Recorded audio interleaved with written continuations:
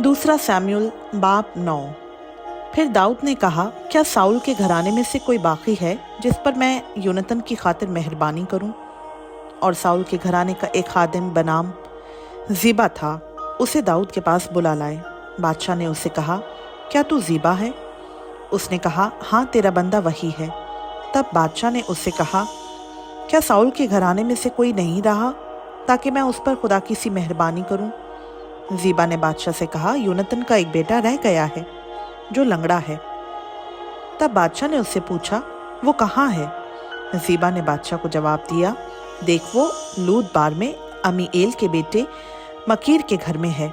सो दाऊद बादशाह ने लोग भेजकर लूद बार से अमीएल के बेटे मकीर के घर से उसे बुलवा लिया।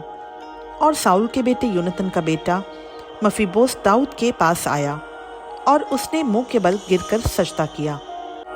तब दाऊद ने कहा, मफीबोस्त।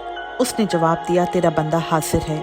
दाऊद ने उससे कहा, मत डर, क्योंकि मैं तेरे बाप योनातान की खातिर ज़रूर तुझ पर मेहरबानी करूँगा और तेरे बाप साउल की सारी ज़मीन तुझे फेर दूंगा और तू हमेशा मेरे दस्तरखान पर खाना खाया कर। तब उसने सजदा किया और कहा कि तेरा बंदा है क्या चीज़ जो तू मुझ जैसे मरे कुत्ते पर निगाह करे?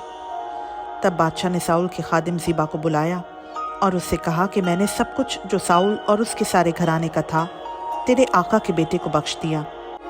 सो तू अपने बेटों और नौकरों समेत ज़मीन को उसकी तरफ से जोत कर पैदावार को ले आया कर, ताकि तेरे आका के बेटे के खाने को रोटी हो।